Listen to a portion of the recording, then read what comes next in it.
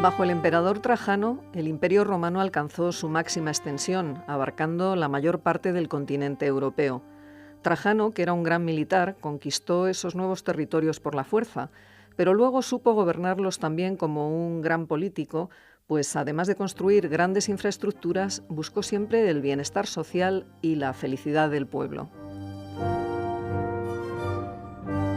Para hablarnos del emperador Trajano, contamos con Sabino Perea Llévenes, que es profesor de Historia Antigua en la UNED, y con David Soria Molina, que es experto en Trajano y las guerras dácicas.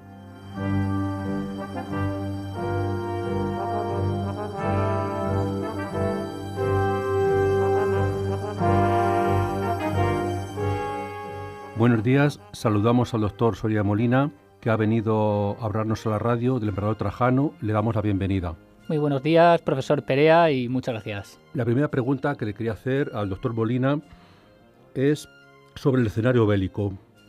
Está viendo que el río Danubio, que presidió, fue el escenario principal de la guerra de Trajano en la antigüedad, si fue un eje vertebrador de la guerra del continente europeo y cuál fue su importancia estratégica. Bueno, antes de valorar otros aspectos, debemos de tener en cuenta que el Danubio ha sido y continúa siendo la arteria comercial más importante del continente europeo. Este río enlaza las redes comerciales de la cuenca del Rin, Centroeuropa y el Báltico con el mar Mediterráneo a través del Mar Negro. En este último, el Danubio conecta directamente, además, con las rutas mercantiles procedentes del sur de Rusia, el Cáucaso y Asia Menor. En este sentido, el principal valor estratégico del Danubio radica en su potencial económico y comercial, sirviendo de enlace entre una multiplicidad de territorios, pueblos y culturas diferentes, no solo en la antigüedad. No es casualidad que, hoy en día, con la notable excepción de Serbia, las aguas del Danubio atraviesen en su totalidad países pertenecientes a la Unión Europea y que, igualmente, todos los países de su cuenca hidrográfica, a excepción de Eslovenia, pertenezcan a una mancomunidad independiente y transversal de la Unión, la Comisión del Danubio, fundamentada en torno a la gestión común de sus aguas y del tráfico por este río. Por supuesto, el Danubio también ha constituido siempre una evidente y formidable barrera geográfica. Con un caudal imponente y una anchura cercana a los 1000 metros en algunos puntos, este río ha supuesto, y sigue suponiendo además, tanto un hito geográfico como un obstáculo muy difícil de superar para movimientos de cualquier tipo, comerciales, migratorios u hostiles, además en ambas direcciones. En este contexto, las guerras dácicas emprendidas por Trajano supusieron principalmente la fase culminante de un despiadado pulso entre el Imperio Romano y el Estado dacio por el control del Danubio, en tanto que arteria comercial y frontera. Está claro que en torno al Danubio, o en sus ambas orillas, se formaron grandes fuerzas, por una parte de romanos, y al otro lado del Danubio, grandes coaliciones de pueblos indígenas armados, socios, aliados, vasallos de estos reinos. ¿Cuál fue realmente el papel y el verdadero alcance de esta red de alianzas de los pueblos bárbaros contra Roma y si realmente llegaron a constituir en algún momento una amenaza real para Roma? La red de alianzas construida por el Estado dacio durante el siglo I después de Cristo, también conocida como Entente Dácica, constituyó una amenaza directa a gran escala para el poder romano. En primer lugar, de base, implicaba la actuación coordinada y conjunta de toda una serie de potencias de la Europa central y oriental en contra de los intereses romanos. En segundo lugar, suponía una alteración grave de las redes y alianzas y de clientelas cuidadosamente construidas y mantenidas por el Imperio Romano en la región. Una distorsión en esta estructura suponía siempre una amenaza directa para Roma, al negarle el control geopolítico de su entorno inmediato. Situación que generalmente no tardaba mucho en traducirse además en hostilidades directas. Finalmente, la Entente Dácica giró en torno al Reino Dacio, una entidad estatal dotada de instituciones avanzadas, capaz de competir directamente con el Imperio Romano en la Europa danubiana a nivel político, diplomático y militar. Coordinada por el Estado dacio, esta entente de socios, aliados y vasallos tenía la capacidad suficiente tanto para dinamitar la hegemonía romana en la región como para desplazarla territorialmente de la misma. Las implicaciones que estos acontecimientos habrían tenido para el futuro de Europa resultan inimaginables.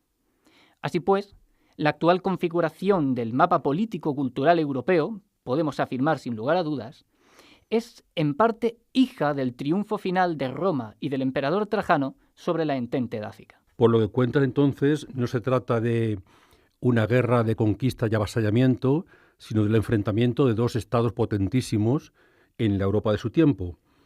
El territorio dacio, que coincide con la actual Rumanía, fue el núcleo de estos conflictos bélicos, pero pregunto si realmente este conflicto se extendió a otras partes de Europa que podamos identificar con la Europa actual.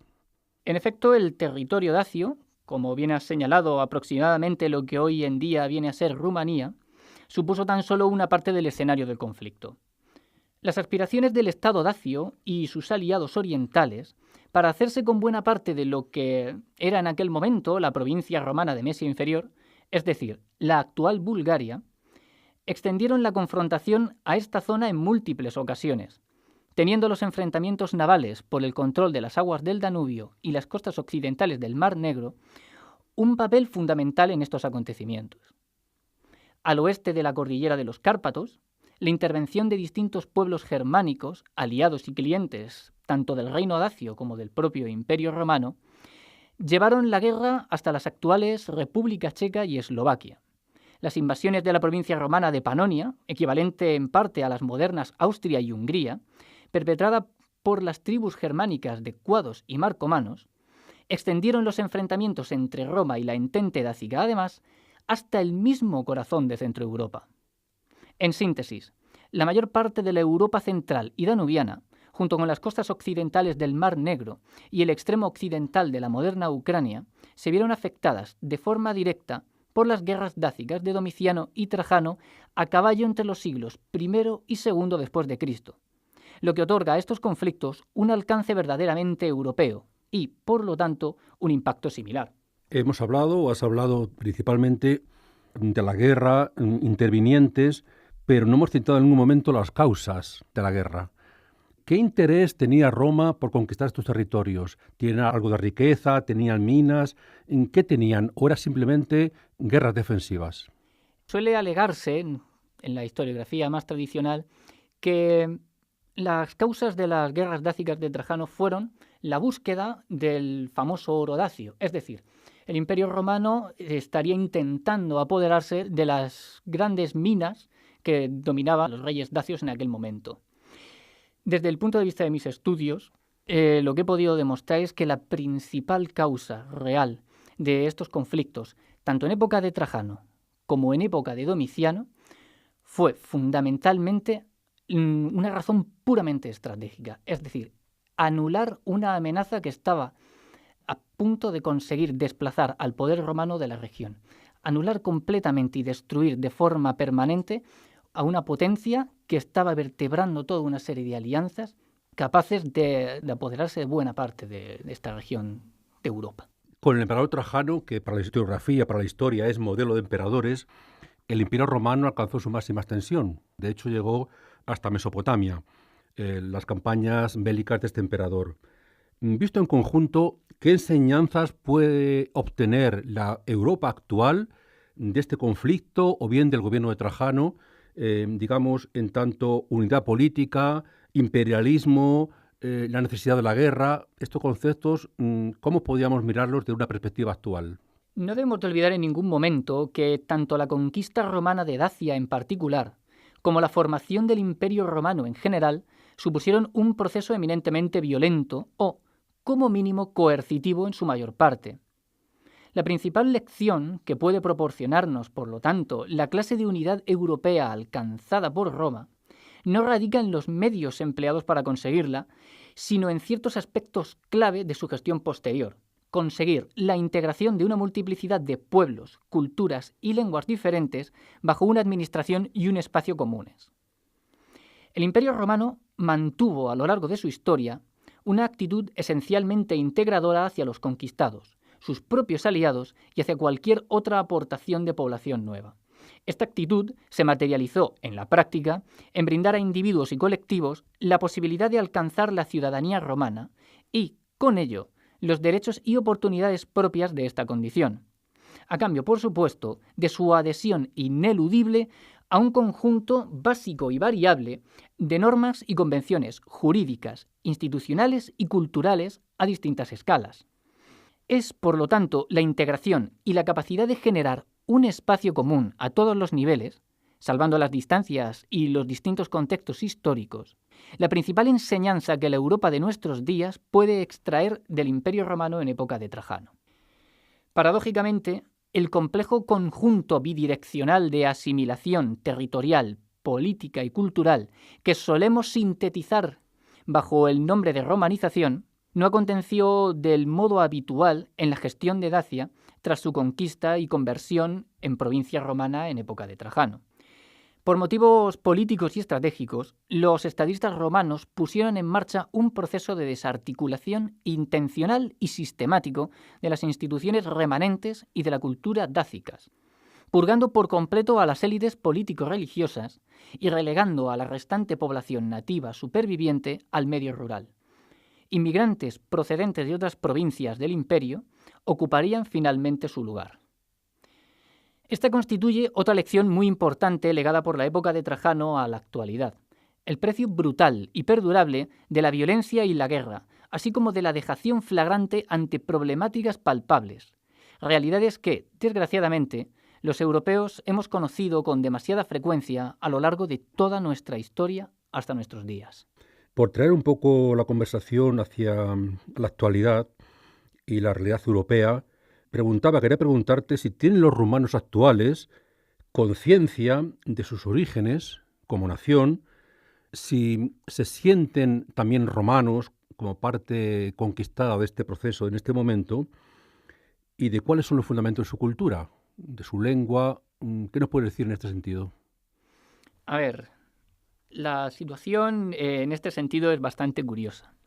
Tenemos que tener en cuenta que la purga sistemática de elementos nativos en Dacia y su sustitución por población portadora de cultura y lengua romanas en el territorio dacio se ejerció con tal eficacia y arraigo que, tras la conquista, a pesar de ser el territorio europeo donde la presencia romana fue más breve, los modernos rumanos, sus actuales habitantes, constituyen un pueblo eslavo, parlante de una lengua latina, cuyo gentilicio supone un consciente, constante y orgulloso recuerdo de la presencia romana en la región.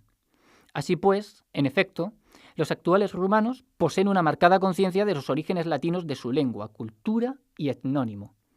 Pero al mismo tiempo, en los últimos 30 o 40 años, e incluso desde los tiempos del régimen de Ceausescu, Rumanía institucionalmente ha fomentado una revitalización o un revival, llamémoslo de esta manera, muy fuerte también de su conciencia de pertenencia al pasado dacio, de su relación con los antiguos dacios, a pesar de que ellos mismos no dejan de ser sino un pueblo latino.